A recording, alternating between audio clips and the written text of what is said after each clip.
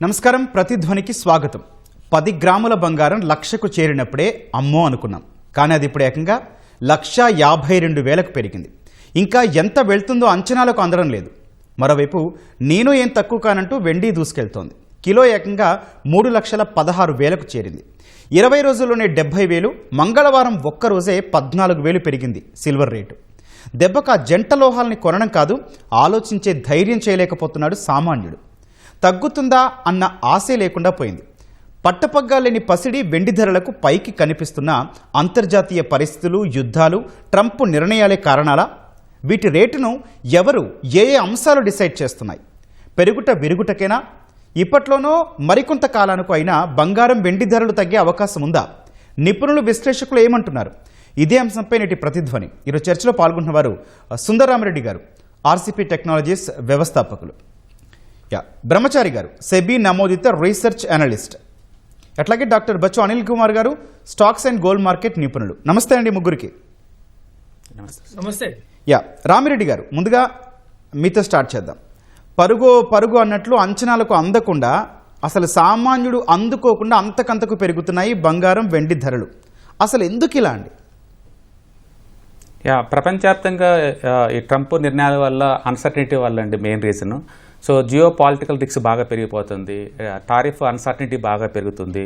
ఈ మధ్య Greenland's add అయిన తర్వాత కూడా ఇంకా ఎక్కువ అవుతుంది. సో మిత్రులు ఎవరో శత్రులు ఎవరో సంబంధం లేనట్టుగా ట్రంప్ బిహేవియర్ కూడా ఒక రీజను. అండ్ వరల్డ్ వైడ్గా కూడా లాస్ట్ కోవిడ్ దగ్గర నుంచి కూడా ఈ రియల్ మెటల్స్, రియల్ అసెట్స్ అంటారు వీటిని, ఏదైతే ఉన్నాయో గోల్డ్, సిల్వర్, వీటి మీద హెవీ ఇన్వెస్ట్మెంట్ స్టార్ట్ అవుతుంది. దీనితో స్పెక్యులేషన్ కూడా యాడ్ అవటం వల్ల ఒక్కసారిగా పెరగడం స్టార్ట్ అయింది. ఎంత అంటే హిస్టరీలో లాస్ట్ 20 yearsలో ఎప్పుడు పెరగనంతగా గోల్డ్ ప్రైస్ లాస్ట్ 1 yearలో ఆల్మోస్ట్ 75%, అండ్ సిల్వర్ 200% దాకా పెరిగిందండి.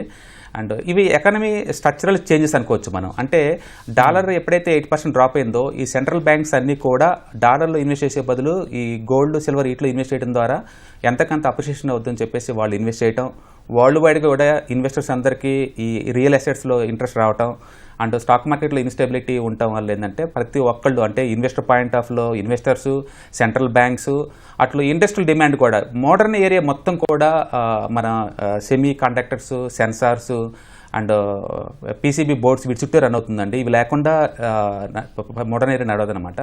వీటన్నిటిలో కూడా సిల్వర్ని ఒక కండక్టర్ యాక్టివిటీ కోసం వాడతారనమాట.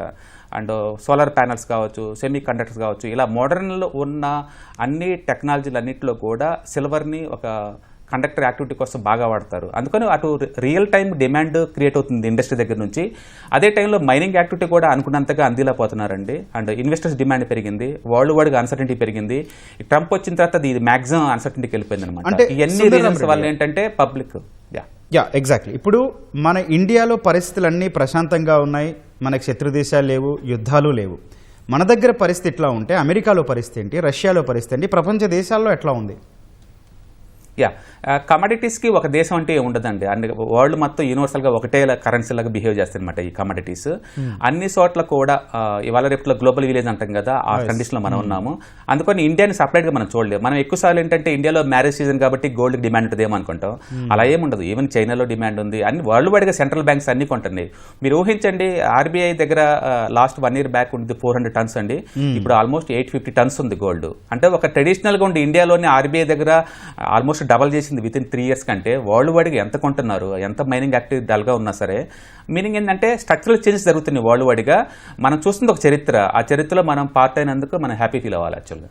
ఓకే, అంటే పెరుగుదల మొత్తం హిస్టరీ అంటారు. అది హిస్టరీ. ఎందుకంటే రీసెంట్గా హెచ్డిఎఫ్సి మ్యూచువల్ ఫండ్ ఒక రిపోర్ట్ ఇచ్చారండి.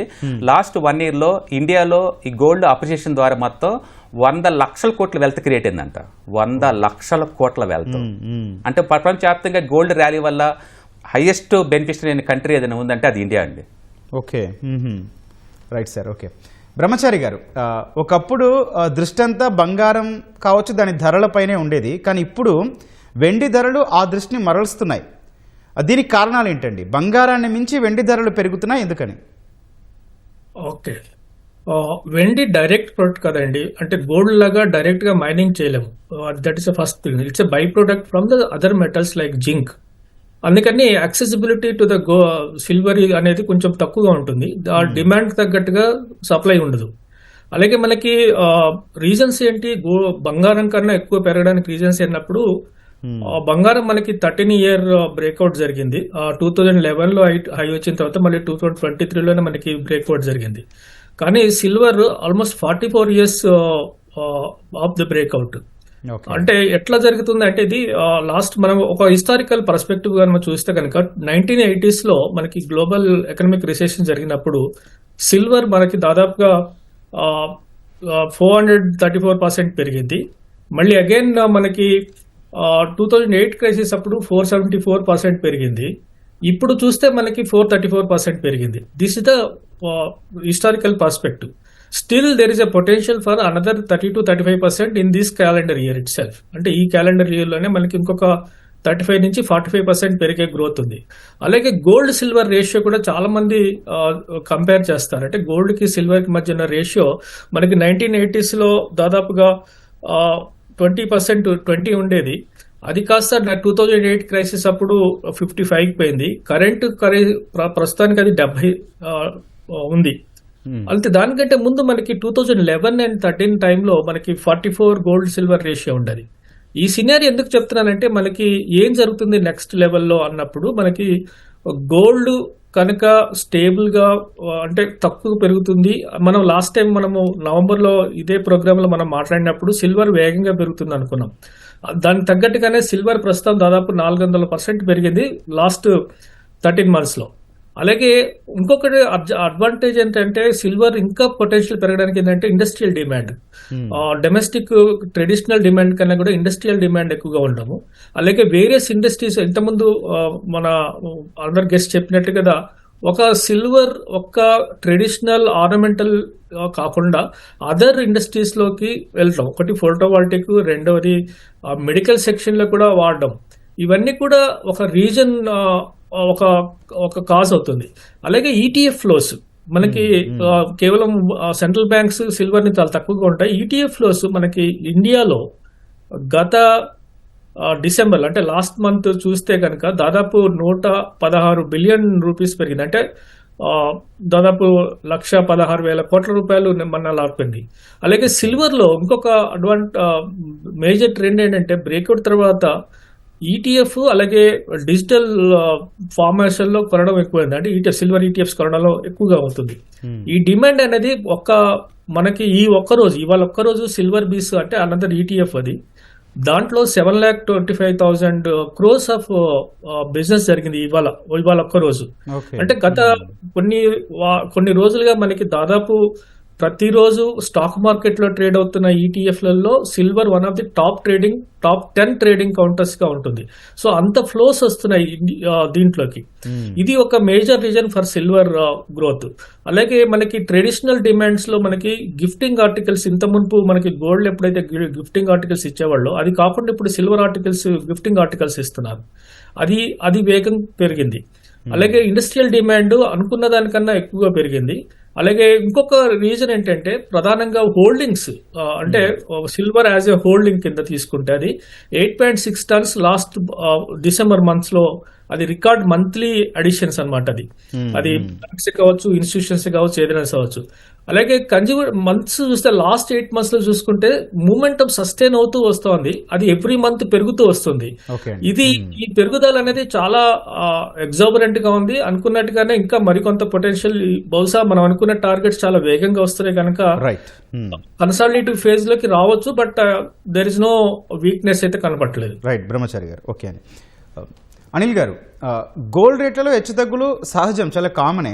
కానీ ఇటీవలి కాలంలో హెచ్చుతగ్గులు ఉండట్లేదు ఎందుకు? పైగా మొత్తం ట్రాక్ రికార్డ్ చూస్తే ఏకకాలంలో రికార్డు స్థాయిలో పెరుగుదల. దేనికండి ఇదంతా? సో ఒకటి ఏంటంటే మీరు అన్నది కరెక్ట్. ఇంతకుముందు హెచ్చు తగ్గులు అంటే కొంచెం తగ్గడం కూడా అప్పుడప్పుడు చూసేవాళ్ళం. బట్ లాస్ట్ 1.5 year నుంచి చూసుకుంటే తగ్గడం అనేది నంబర్ ఆఫ్ డేస్ మీరు చూసుకుంటే చాలా తక్కువ ఉంది. ఏంటంటే మనం వేళ్ల పైన కౌంట్ చేయొచ్చు ఎన్ని డేస్ గోల్డ్ అంతకుముందు రోజు కన్నా తక్కువ ట్రేడ్ అయింది, తక్కువలో క్లోజ్ అయింది అనేది. ఇంతకుముందు అలాంటి పరిస్థితులు లేకపోయేది. మీరు ఈ ట్రెండ్ అనేది రీజన్స్ ఇంతకుముందు ఏంటంటే గోల్డ్ పెరగడానికి కానీ తగ్గడానికి కానీ 1-2 రీజన్స్ మాత్రమే ఉండేవి. అంటే ఏదో ఒక డిమాండ్ పెరగడము, లేకపోతే ఇంట్రెస్ట్ రేట్స్ తగ్గడము, లేకపోతే డాలర్ రేటు ఏదో ఒక్కటే కారణంతో గోల్డ్ పెరిగేది. But Okay. ఇప్పుడు అలా కాదు. అంటే ఏమంటారు, కర్ణుని చావుకి 100 కారణాలు అన్నట్టు సేమ్ ఇక్కడ కూడా అంతే. గోల్డ్ పెరగడానికి ఇప్పుడు ఈసారి మాత్రం ఒక కారణం లేదు, మల్టిపుల్ కారణాలు ఉన్నాయి.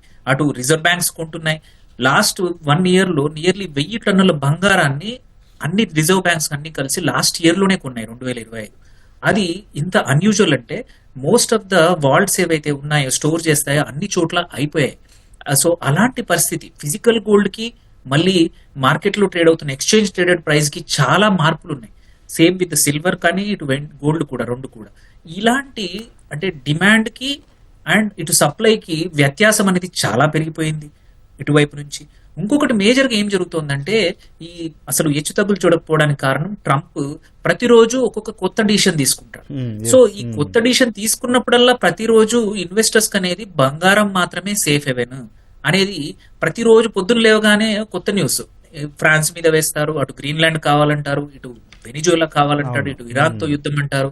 సో ఇన్ని చేసే వరకు ఏంటంటే ఇన్వెస్టర్స్ కి అరే పర్లేదు, నేను కొత్తగా నేను ఇవ్వాలన్నా మారిపోతుందేమో పరిస్థితి, గోల్డ్ ని సేఫ్ హెవెన్ గా చూడను అనే పరిస్థితి లేకుండా పోయింది. సో ట్రంప్ ఉన్నంత కాలం మాత్రం పక్కా బంగారం వెండి మాత్రం అంత తొందరగా ఆగిపోవు, వాటి ర్యాలీ అయితే ఆగదు అనేది మాత్రం నిజం. ఎందుకంటే తను ప్రతిరోజు అందరితోటి అంటే తన స్నేహితులతో కూడా యూరోపియన్ యూనియన్ ఎవరైతే నాటోలో వాళ్ళ ఫ్రెండ్ అనే దేశం ఏంటంటే స్నేహితున్న దేశం డెన్మార్క్, దానితో కూడా యుద్ధం దానితో కూడా ఇబ్బందుల పరిస్థితి తెచ్చారంటే అక్కడ ఇవన్నీ ఏంటంటే ఏ రోజు కూడా సేఫ్టీ అనేది లేకుండా పోయింది. సో ఇన్వెస్టర్స్ అనేది ఓన్లీ ఇదే జరుగుతుంది. ఇంకొక మేజర్ థింగ్ ఏంటంటే అమెరికాలో ఇంట్రెస్ట్ రేట్స్ తగ్గించమని అమెరికాలో ఏంటంటే మన దగ్గర రిజర్వ్ బ్యాంక్ లాగా అమెరికాలో ఫెడ్ అంటాం, యుఎస్ ఫెడ్, దాని యొక్క స్వతంత్రత అనేది మొత్తం తీసేశారు. నువ్వు ఇంట్రెస్ట్ రేట్ తగ్గించకపోతే నేను తీసేస్తాను అని అక్కడ రిజర్వ్ బ్యాంక్ గవర్నర్ ని గాని, అక్కడ ఇప్పుడు కొత్త ఈసారి ఇంకొక నాకు నచ్చిన వాళ్ళనే పెట్టుకుంటా అని చెప్పడం గానీ, ఇంట్రెస్ట్ రేట్లు తగ్గించాల్సింది అంటే. సో ఇదంతా చూస్తే ఏంటంటే ఎగ్జిస్టింగ్ మార్కెట్స్ పైన అందరికి నమ్మకం పోయింది ఇన్వెస్టర్స్ కి. అప్పుడు రియల్ అసెట్స్ మీద ఎక్కువగా డిపెండ్ అవ్వాల్సిన పరిస్థితి వచ్చిందనమాట. సో ఇవన్నీ కలుపుకొని ఏ రోజు కూడా సేఫ్టీ అంటే ఇప్పుడు ఏదైనా ఒక యుద్ధం ఆగిపోయిందంటే సరే మళ్ళీ కొంచెం బంగారం మీద డిమాండ్ తగ్గుతుంది అనే పరిస్థితులు అయితే ఇప్పుడు కనబడట్లేదు. ఈ వొలటిలిటీ అనేది ఇంతకుముందు ఉండేది, ఇప్పుడు వొలటిలిటీ లేదు. సో ఇది ఇమ్మీడియట్ గా మాత్రం తగ్గే అవకాశం లేదు. మనం చూసాము లాస్ట్ ఇయర్ ఆల్రెడీ పెరిగింది, ఈ 20 రోజుల్లో కూడా 9% బంగారం పెరిగింది. రైట్ సార్, ఆ లెక్కలు కూడా మాట్లాడారు. రైట్ అండి, ఓకే. రామిరెడ్డి గారు 2025 చూసుకుంటే ఆ ఏడాదిలో బంగారం దాదాపు 70% పెరిగిందండి. 2026 చివరికి 1,60,000 చేరుతుందన్న అంచనాలు కూడా ఉన్నాయి. అయితే వీటి మధ్యనే ఇప్పుడే ఆ రేటు 1,52,000 తాకడాన్ని అంటే నెక్స్ట్ ఏమవుతుందండి?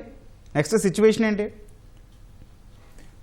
ఇప్పుడు ఈ కమాడిటీస్కున్న ఈ డిమాండ్ చూస్తుంటే ఇప్పుడు మనం చూసేది స్పెక్యులేషన్కే మదర్ లాగా ఉందండి. అంటే ఎంత అంటే స్పెక్యులేషన్ సిగ్గుపడేలాగా లేదా బిట్ కాయిన్ చిన్నబోయేలాగా మూవ్స్ జరుగుతూ ఉన్నాయి అనమాట.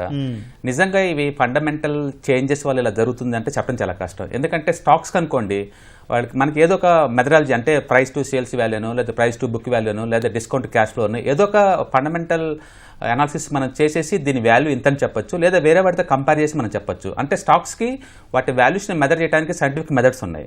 బట్ కమోడిటీస్కి అలాంటివి ఏం లేవండి. యూజువల్గా ఏంటంటే ఒక chart all time high breakout అయింది అనుకోండి కపుల్ ఆఫ్ ఇయర్స్ తర్వాత చాలా హ్యూజ్ డిమాండ్ రాబోతుందని చెప్పేసి మనం అలాంటి వాటిని రికమెండ్ చేస్తూ ఉంటారు అనమాట. ప్రస్తుతానికి సిల్వర్ అండ్ గోల్డ్ కూడా all time high charts monthly charts అని బ్రేక్అవుట్ అయినాయండి. అందుకని హ్యూజ్ డిమాండ్ ఉంది. ఈ ర్యాలీ ఎంతకాలం ఇలా కంటిన్యూ అవుతుందో చెప్పడం చాలా కష్టం అండి. ఎవరైనా లాంగ్ టర్మ్ ఇన్వెస్టర్ అయితే ఎస్ఐపి ఫార్మేట్లో కొనుక్కోవచ్చు. షార్ట్ టర్మ్ ఇన్వెస్టర్ అయితే ఏదో 5% 10% స్టాప్ లాస్గా పెట్టుకొని ర్యాలీ ఉన్నంతకాలం మనం ఎంజాయ్ చేయడం తప్ప ఎగ్జాక్ట్లీ ఎక్కడ దాపోద్దో మనకు తెలియదు. సిల్వర్ చూసామనుకోండి, లాస్ట్ 3 daysలో 30,000 పెరిగిందండి. మనం ఒకప్పుడు 3 lakh వచ్చిద్దా అంటే డిసెంబర్ చివరికి అనుకున్నాం. అది డిసెంబర్ చివరికల్లా 4 లక్షలు వచ్చినా 5 లక్షలు వచ్చినా పెద్ద ఆశ్చర్యపడాల్సిన మూవ్ లేదండి. ఎందుకంటే ఉదయం సూర్యుడు వచ్చే లోపే ఈ +5-6 అట్లా మూవ్ అవుతున్నాయి ఎవ్రీడే కూడా. అవునండి, అంటే ముందే ఊహించిందండి ఇంత భారీ పెరుగుదల ఉంటుందని? ఎవరు ఊహించలేదండి. ఈవెన్ స్టాక్ మార్కెట్లో ఉండేవాళ్ళు కూడా ఇంత రేటు ఇంత స్పీడ్గా ఇంత అగ్రెసివ్గా ఇవి మూవ్ అవుతాయని చెప్పేసి ఎవరు ఎక్స్పెక్ట్ చేయలేదండి. ఎందుకంటే 200% 1 ఇయర్లో సిల్వర్ మూవ్ అనేది ఇంతవరకు మనం చూడలేదు. మనం ఇలాంటి మూవ్స్ ఇప్పుడు బిట్ కాయిన్లో చూస్తుంది తప్ప ట్రెడిషనల్గా మెటల్స్లో మనం ఇలా చూడలేమన్నమాట. కాకపోతే ఒకటి ఆల్ టైమ్ హై బ్రేక్అవుట్ అయినప్పుడల్లా మెటల్స్ చాలా స్ట్రాంగ్గా మూవ్ అవుతాయి. హిస్టరీలో ఇంతకుముందు మన గోల్డ్ చార్ట్లు కనుక చూసుకుంటే 1974లో స్ట్రాంగ్గా మూవ్ అయినాయి, అండ్ 2000లో స్ట్రాంగ్గా మూవ్ అయినాయి. మళ్ళీ ఇప్పుడు థర్డ్ బుల్ మార్కెట్ రన్ అవుతుంది. కాబట్టి ఇది నెక్స్ట్ డెకేడ్ వరకు కూడా ఎంతో కొంత పాజిటివ్ బైస్ మీద మూవ్ అయ్యే ఛాన్సే ఉంది. కాకపోతే మనం వాలటిలిటీ జోన్లోకి వచ్చామండి. పైకి పోవటం ఎలా చూసామో ఏదో ఒక రోజు కింద పట్టడం కూడా అదే స్పీడ్తో మనం చూడబోతున్నాం. ఆ ఒక్క ఆశ చాలండి. కానీ ఈ ఏడాది చివరి వరకు ఎంతవరకు వెళ్ళొచ్చు అంటారు? ఎస్టిమేషన్, ఒక అంచనా.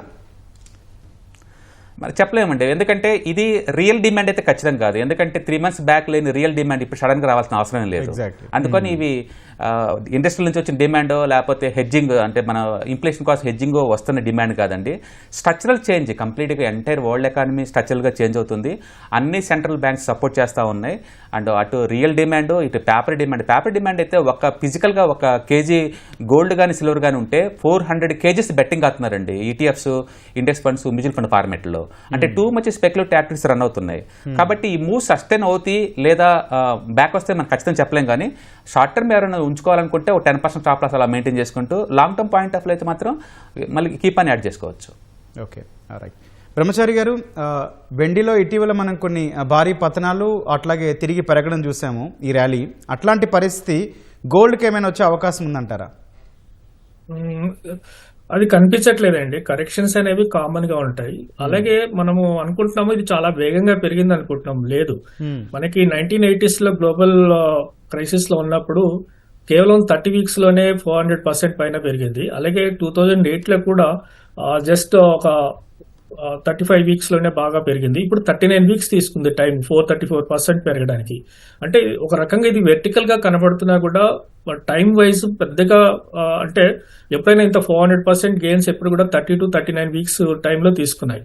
కరెక్షన్స్ చూస్తే మీరు అన్నట్టుగా కరెక్షన్స్ ఇంత ముందు కరెక్షన్స్ చూస్తే కనుక మనం 100 years ఆఫ్ గోల్డ్ కరెక్షన్స్ చూస్తే కనుక మనకి కరెక్షన్స్ ఎప్పుడు కూడా మనకి 12 years సైకిల్లో ఉంటాం. మనకి 12 years సైకిల్ అంటే మనకి 2011 నుంచి 2013 నుంచి 12 years. దానికంటే ముందు 1980 నుంచి కూడా మళ్ళీ ఒక 12 years సైకిల్ రన్ అయింది.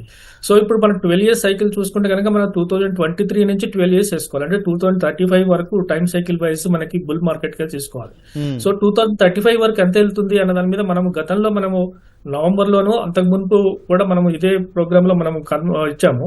2032 కి మధ్యలో మనకి గోల్డ్ అనేది 2,65,000 అనేది మనకి టార్గెట్ అండి. ఈలోగా మనకి ఈ క్యాలెండర్ ఇయర్ లో మనకి అంటే టైం సైకిల్ వైజ్ కానీ లేదా ప్రొజెక్షన్స్ వైజ్ కానీ డిమాండ్ సప్లై గ్యాప్ లో కానీ చూస్తే కనుక మనకి ఈ క్యాలెండర్ ఇయర్ లో 1,94,000 is the minimum target for the gold.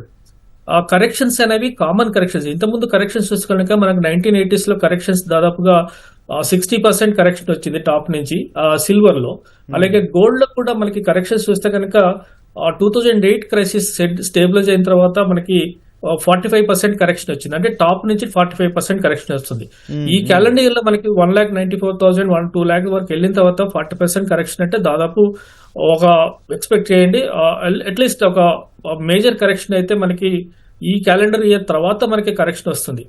ఆ తర్వాత వచ్చే ర్యాలీలో మనకి కొత్త టార్గెట్స్ మనకి 2,65,000 ఇవ్వక వస్తుంది. అంటే ఆ ఫాల్ తర్వాత వచ్చే రైజ్ అవుతుందో అప్పటి లోకి 100% మేజర్ గా అయ్యే అవకాశం ఉంది. ఈ కరెంట్ సినారియోలో మన ఇన్వెస్ట్మెంట్ స్ట్రాటజీ ఎప్పుడు కూడా కరెక్షన్స్ మనము ప్రైస్ ని టైమింగ్ చేయలేము కనుక బేసిక్ గా ప్రతి కరెక్షన్స్ కి మనం కొనుక్కోవడం తప్ప మనం చేయగలిగింది లేదు. గోల్డ్ యాజ్ అనే ఒక ట్రెడిషనల్ అసెట్ కాకుండా కూడా హెడ్జింగ్ అసెట్ గాను తర్వాత వేరియస్ పర్పసెస్ లో మనం గోల్డ్ కొంటున్నాం. ఆ వాటిని మనము ఫస్ట్ దేనికోసము ఎందుకు కొంటున్నాము అనేది చూడాలి. మనకి ట్రెడిషనల్ గా మనకి ట్రాన్స్ఫర్ అనేది ఒక ఏజెన్సీ అయితే మనకి రెండవది ఏంటంటే గిఫ్టింగ్, మూడవది ఇండస్ట్రియల్ డిమాండ్, నాలుగవది సెంట్రల్ బ్యాంక్స్ బయింగ్. ఇవన్నీ ఉన్న కారణంగా మనకి డిమాండ్ గ్రోత్ అనేది పెరుగుతూ ఉంది తప్ప తగ్గట్లేదు. తర్వాత ఇంత మునుపు ఇంకొక లాజిక్ ఏంటంటే సెంట్రల్ బ్యాంక్స్ గోల్డ్ లో మనకి మన రిజర్వ్ బ్యాంక్ దగ్గర ఉన్న గోల్డ్ లో మనకి ఫారెక్స్ రిజర్వ్స్ లో ఇప్పుడు 16% ఓన్లీ గోల్డ్ రిజర్వ్స్ ఉన్నాయి. అంటే మొత్తం రిజర్వ్స్ లో మన ఇండియన్ రిజర్వ్ బ్యాంక్ దగ్గర ఉన్న 16% రిజర్వ్స్ ఆన్ గోల్డ్ టర్మ్స్ లో ఉన్నాయి. సో అవి మనకి ఒక రకంగా కరెక్షన్స్ కి దారితీసే అవకాశం లేదు. అలాగే ఈటీఎఫ్ ఫ్లోస్, తర్వాత డిజిటల్ గోల్డ్ ఫ్లోస్ కూడా చాలా హై లెవెల్స్ లో కనపడతా ఉన్నాయి. ఇవి యావరేజ్ అవుట్ అయినా కూడా మనకి అది పెద్దగా ఉండదు. రెండవది ఏంటంటే గ్లోబల్ క్రైసిస్ లో ఇన్ఫ్లేషన్ రిస్క్స్ కానీ, తర్వాత ఎకనామిక్ క్రైసిస్ రిస్క్స్ కానీ అవి ఎక్కువ అవుతున్నాయి. పొలిటికల్ రిస్క్స్ అని కూడా కన్సర్న్స్ ఎక్కువగా పెరుగుతున్నాయి. రిసెషన్ మళ్ళీ వస్తుందన్న ఒక కాన్సెన్సస్ ఒపీనియన్ ఒకటి క్రియేట్ అవుతుంది వరల్డ్ వైడ్. ఆ రిసెషన్ అనేది ఎట్లా అవుతుంది, ఎలాంటి షేప్ లో వస్తుంది అనేది మనకి తెలియదు. వార్ రూపంలో వస్తుందా, పొలిటికల్ కన్సర్న్స్ లో వస్తుందా, లేదా డిమాండ్ గ్రోత్ లో తగ్గింపు వల్ల వస్తుందా అనేది మనకి తెలియదు.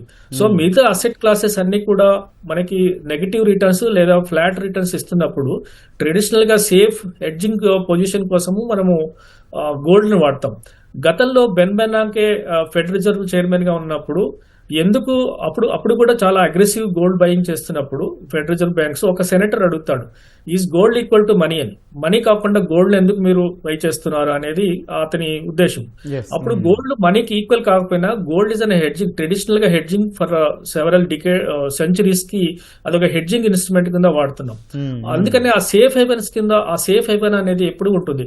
మన ఇండియన్ కన్జంప్షన్ లో కూడా ఎక్కువగా గోల్డ్ ఎందుకు కొంటామంటే మనకు ఒక భద్రత కోసం కొంటాం ఎక్కువగా. బ్రహ్మచారి గారు, గోల్డ్ షాప్స్ వద్ద రష్ ఎట్లా ఉందండి? మీ దృష్టికి ఏమైనా వచ్చాయా విషయాలు? గోల్డ్ షాప్ లో రష్ ఉందండి. అంటే యాక్చువల్ గా సప్లై లేదు. బేసిక్ గా చాలా వరకు ఉంది. ఏమంటే మనకి ఇప్పుడు గోల్డ్ డిమాండ్ ఉంది, కానీ మీరు గోల్డ్ షాప్ లోకి వెళ్ళి జ్యువెలరీ షాప్ లో మేజర్ గోల్డ్ షాప్స్ లో డిమాండ్ తగ్గట్టుగా సప్లై దొరకట్లేదు. చాలా వాళ్ళు మీట్ అవ్వలేకపోతున్నారు, కొన్ని డెలివరీస్ ఇవ్వలేకపోతున్నారు. అంటే ఐ మీన్ ఇప్పుడు బయింగ్ కూడా ఎక్కువగా జరుగుతున్నది కాయిన్స్ లోను, బిస్కెట్స్ లోనూ జరుగుతుంది. సో ఎందుకు జరుగుతుంది అంటే దట్స్ 24 క్యారెట్ ఒకటి. రెండవది ఏంటంటే ఇమ్మీడియట్ కన్జంప్షన్ లేనప్పుడు ఈ సిల్వర్ కాయిన్స్ లేదా గోల్డ్ కాయిన్స్ లేదా గోల్డ్ బిస్కెట్స్ లేదా సిల్వర్ కాయిన్స్, సిల్వర్ బిస్కెట్స్ ఎందుకు తీసుకుంటారంటే తర్వాత వచ్చే ఇప్పుడు మనకి వాల్యూ పెరగడంతో పాటు మనకి అజంప్షన్స్ ఏంటంటే కొత్త డిజైన్స్ లోను కొత్తది చేస్తుంది. ఇంకోటి ఏంటంటే రీకాస్టింగ్ అనేది కూడా మోడర్న్ డిజైన్స్ కోసం చేసుకుంటారు. సో గోల్డ్ షాప్స్ లో నా అబ్జర్వేషన్ ఏంటంటే డిమాండ్ కి తగ్గట్టుగా సప్లై దొరకట్లేదు. చాలా మంది జ్యువెలరీ షాప్ ఓనర్స్ కూడా నాకు చెప్తున్నది ఏంటంటే సప్లై అనేది రావట్లేదు అనేది. మేకర్స్ లో కానీ జ్యువెలరీ మేకర్స్ లో కూడా అందినంత సప్లై. దానికి తగ్గ ఎందుకు కారణం అంటే మనకి లాస్ట్ డిసెంబర్ లో పోయిన నెల మనకి గోల్డ్ ఇంపోర్ట్స్ తగ్గాయి. దాదాపు 25% గోల్డ్ ఇంపోర్ట్ తగ్గింది. అది ఒక రీజన్. Right, okay. అనిల్ గారు, మీ అనాలిసిస్ ఏంటంటే నిజానికి బంగారం అంటే మనకు ఇష్టమే కాదు, దానిలో మంచి ఇన్వెస్ట్మెంట్ సాధనం కూడా చాలా మంది చూస్తూ ఉంటారు. ఆ కోణంలో ప్రస్తుత పెరుగుదల, దాని ప్రభావాల్ని ఎట్లా విశ్లేషిస్తారు? మీ అనాలిసిస్ ఏంటి?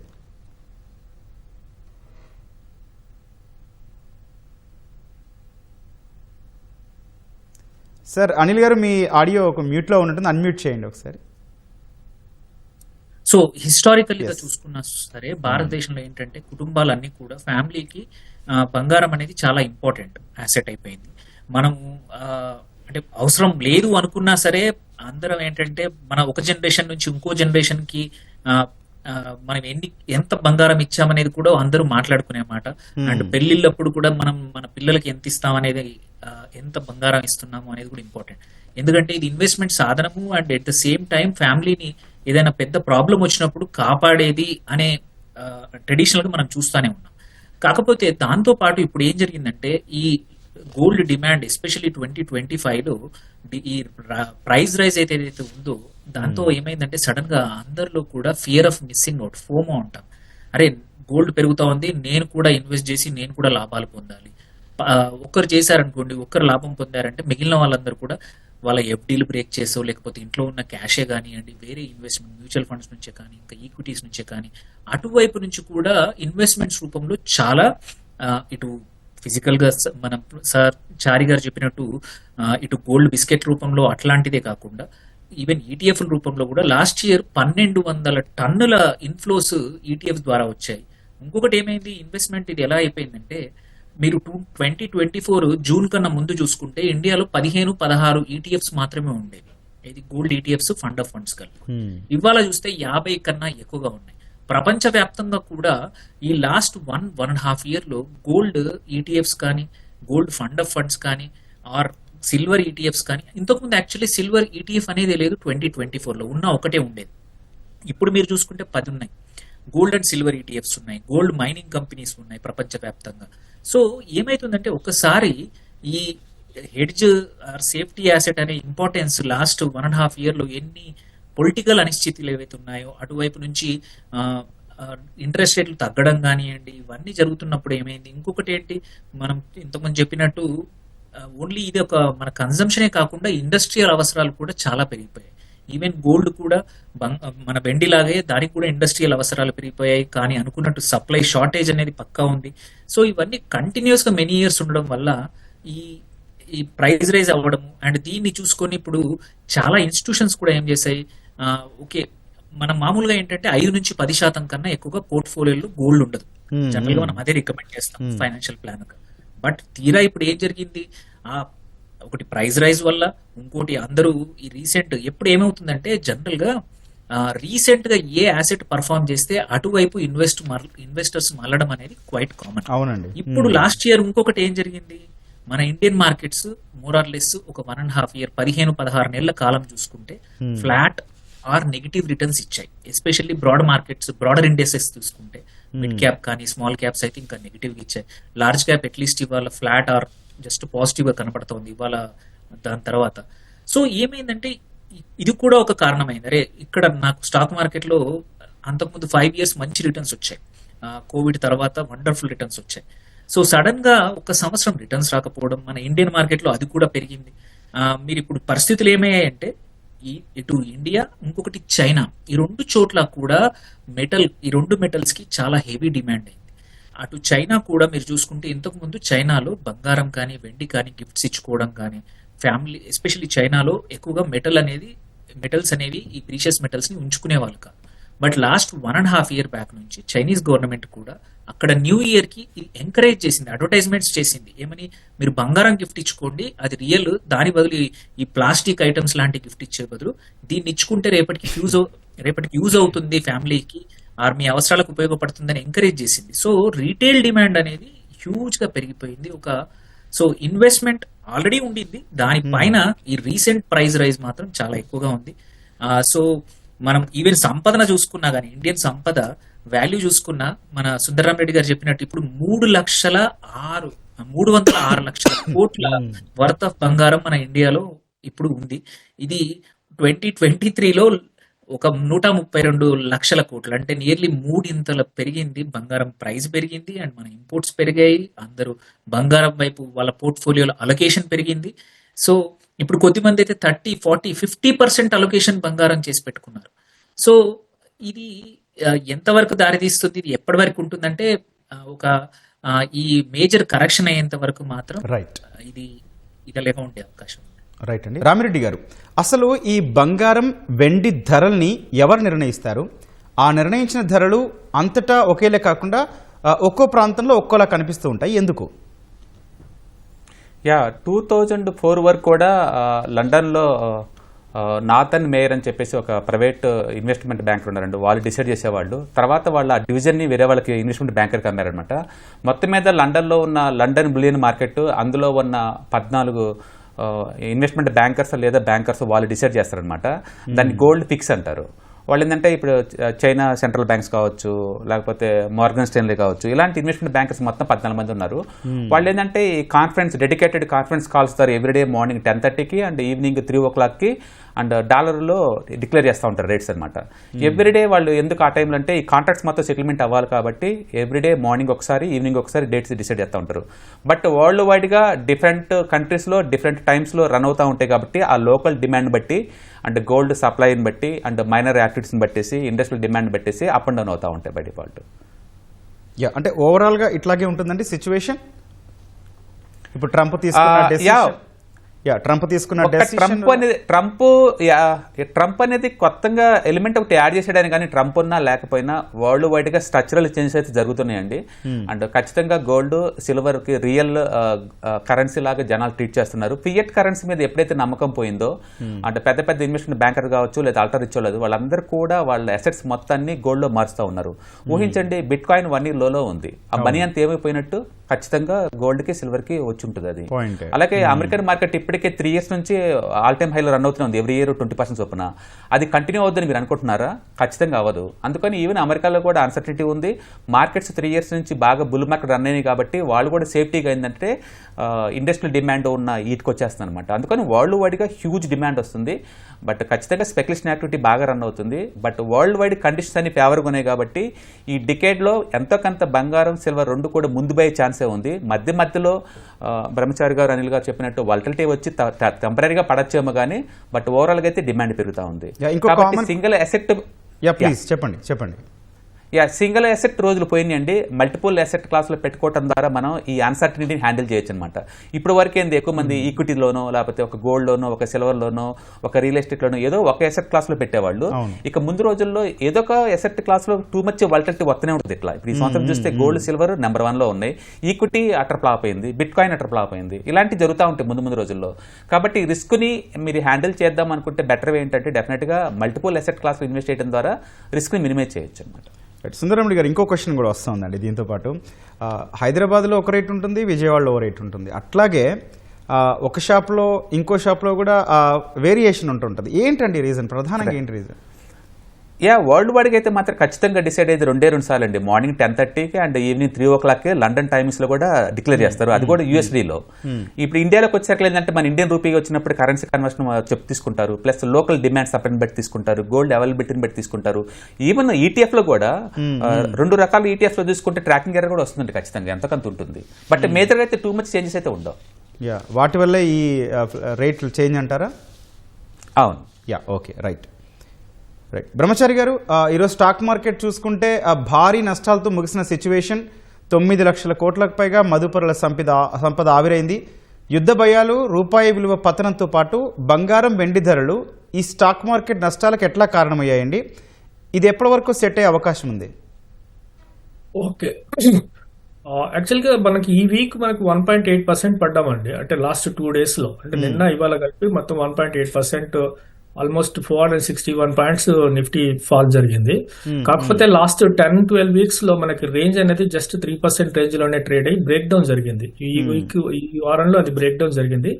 అది ప్రీవియస్ వీక్ అంటే జనవరి 1st week లో మనకి డబుల్ టాప్ బ్రేక్ డౌన్ జరిగింది. దాని టార్గెట్స్ ఒక రకంగా చెప్పాలంటే technical break down plus at the same time failed breakout కూడా.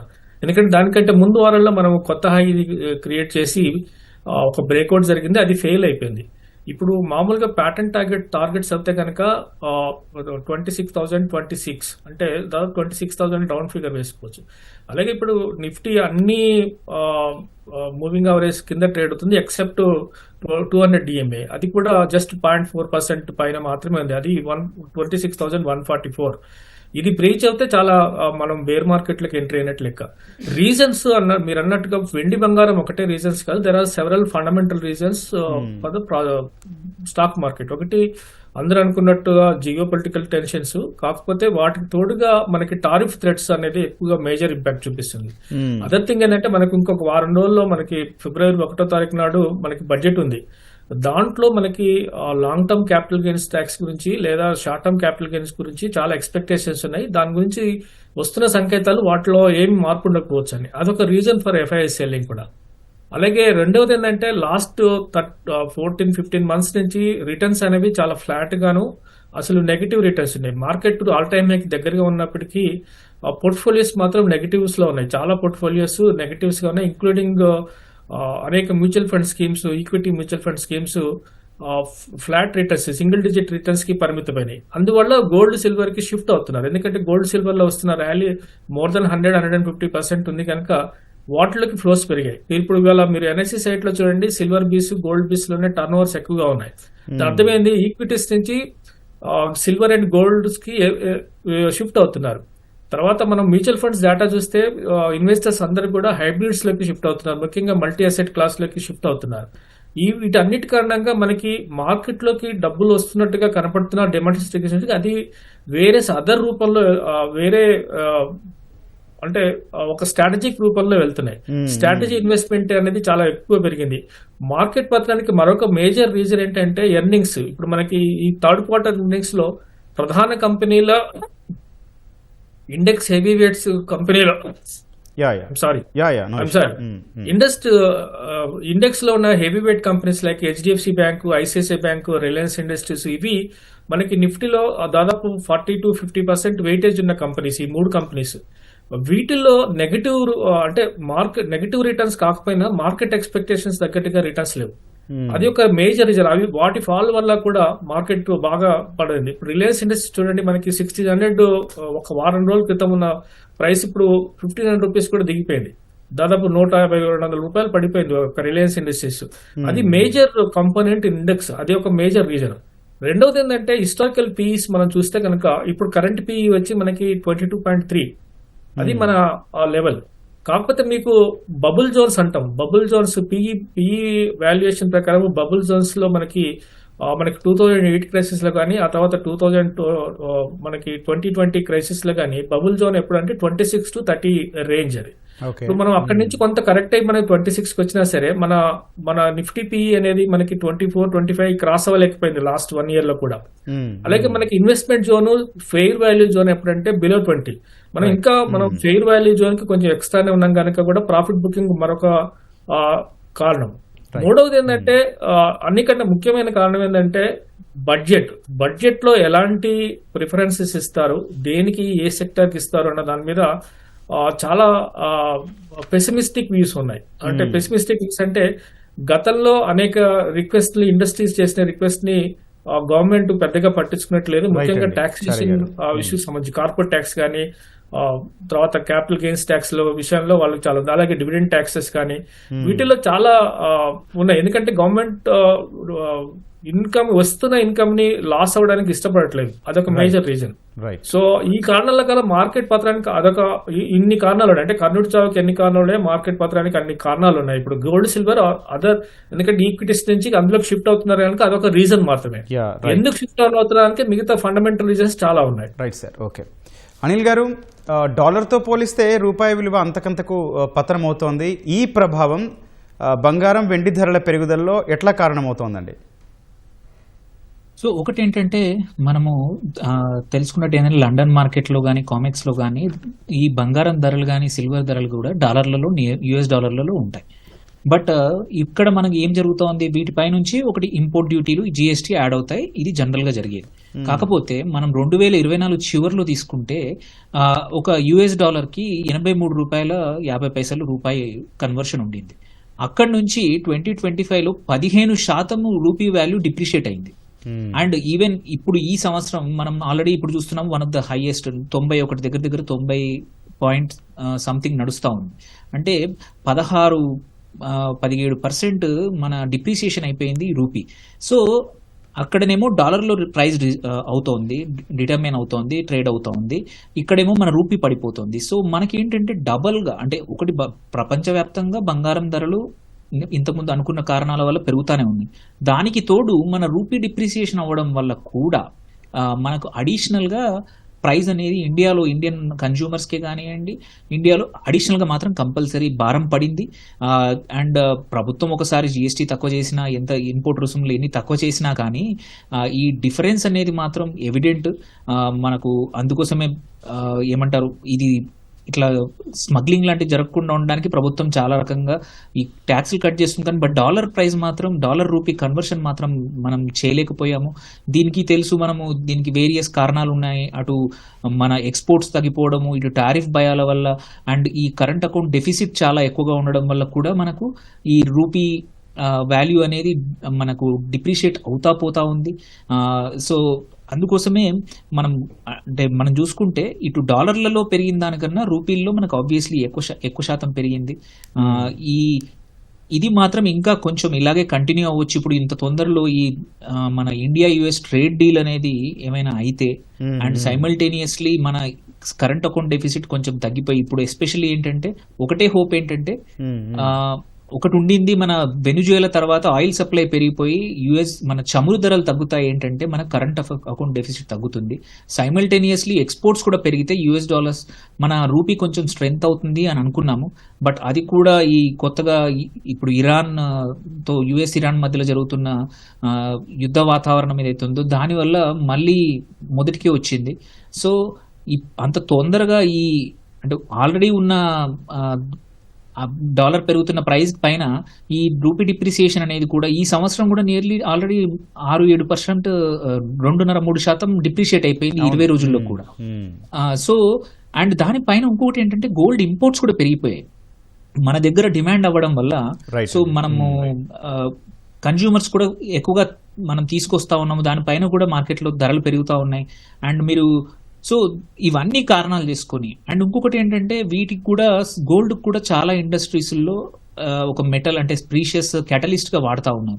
సో అది కూడా డిమాండ్ పెరిగింది.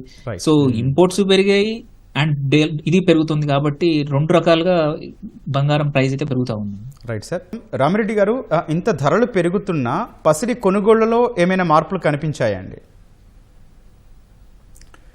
డెఫినెట్గా అంటే ఇన్వెస్టర్ పాయింట్ ఆఫ్ లో అయితే అందరూ ఇన్వెస్ట్ చేస్తూనే ఉన్నారండి. ఎగ్జాంపుల్ చెప్పాలంటే గోల్డ్ ఈటీఎఫ్స్లో 100 టన్నులకి ఇన్వెస్ట్ చేశారండి ఇండియన్ మార్కెట్. వరల్డ్లోనే 3rd బిగ్గెస్ట్ అనమాట 2025లో. అమెరికా అండ్ చైనా తర్వాత 3rd biggest gold ETFs invest చేసింది ఇండియాలో అండి, 100 టన్నుల gold.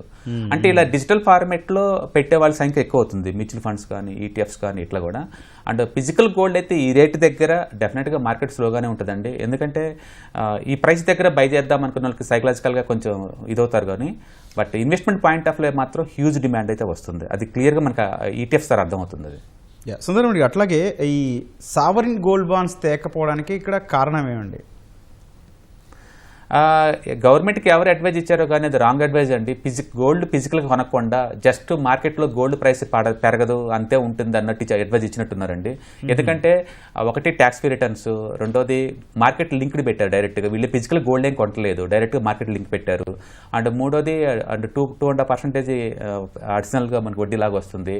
That is excellent scheme అండి, బట్ రాంగ్ టైంలో పెట్టారు. గోల్డ్ చార్ట్లు బ్రేక్అవుట్ అయిన తర్వాత వచ్చింది కాబట్టి అండ్ గవర్నమెంట్ లిటరలీ 2 లక్షల కోట్ల దాకా లాస్ అయ్యారండి ఒక స్కీమ్ ద్వారా. మళ్ళీ ఇలాంటి స్కీమ్స్ ఇప్పుడు పెడతారా అంటే ఐ డోంట్ థింక్ సో. వాళ్ళు పెట్టే ఛాన్స్ చాలా తక్కువ. ఎందుకంటే వాళ్ళు మార్కెట్ లింక్ తోటి ఏదైనా గోల్డ్ కొంటూ లైక్ ఈటీఎఫ్ లాగా. ఇప్పుడు ఈటీఎఫ్ లో ఏం జరిగింది, మనం ఈటీఎఫ్స్ బై చేసినప్పుడు రియల్ గా ఫిజికల్ గా వాళ్ళు కొంటారు, స్టోర్ చేస్తారు కాబట్టి మనకి రియల్ గా గెయిన్ అవుతుంది.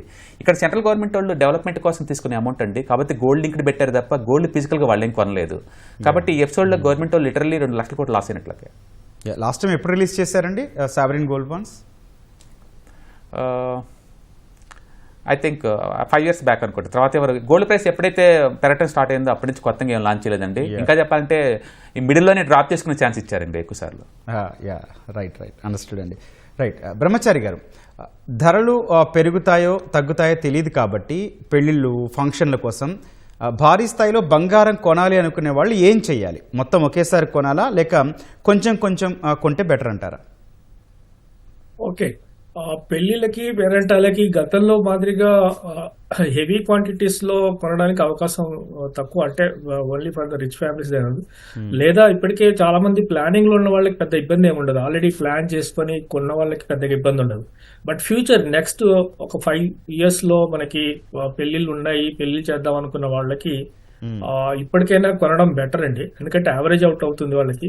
తర్వాత వాళ్ళు నగలు కొనలేకపోతే కనీసం అట్లీస్ట్ ఈటీఎఫ్ రూపంలో మనకి కొనుగోలు చేయాలి. ఎందుకంటే ఈటీఎఫ్ లో మనకి ఎస్ఐపీలు చేసుకోవచ్చు, లేదా రెగ్యులర్ ఎప్పుడు whenever you have money you can buy. So అదొక అక్యుములేషన్ అనేది డెఫినెట్ గా స్టార్ట్ అవ్వాలి. తర్వాత కరెక్షన్ అనేది వస్తుందా అనే దాని మీద మనం ఇప్పుడు అంచనాలు చేయలేదు, ఎందుకంటే ఎక్కడ వీక్నెస్ కనబడట్లేదు.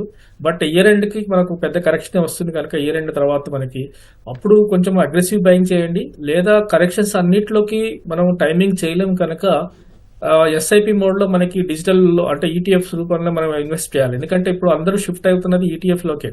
ఇప్పుడు లాస్ట్ మంత్ మనకి 11,646 crore ఈటీఎఫ్ ఫ్లోస్ వచ్చాయి గోల్డ్ ఈటీఎఫ్స్ లోకి, ఒక గోల్డ్ ఈటీఎఫ్స్ లోకే. సిల్వర్ ఈటీఎఫ్ లోకి అంతకన్నా ఎక్కువగా వచ్చాయి. సో దీంట్లో కూడా మనకి ఈటీఎఫ్సే కాకుండా మ్యూచువల్ ఫండ్ రూపంలో మనకి ఎస్ఐపీలు చేయడానికి ఫండ్ ఆఫ్ ఫండ్స్ వచ్చాయి. అంటే వాళ్ళకి ఒక లిమిట్ అయిపోయిన తర్వాత వాళ్ళు మళ్ళీ again fund of funds create చేస్తున్నారు.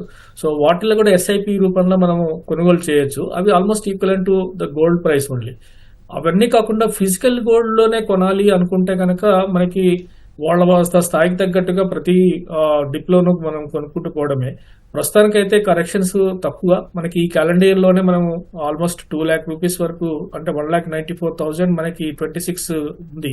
ఎందుకంటే వరల్డ్ గోల్డ్ కౌన్సిల్ రిపోర్ట్ ప్రకారమే మనకి $5,400 మనకి ఇమీడియట్ టార్గెట్ ఫర్ గోల్డ్.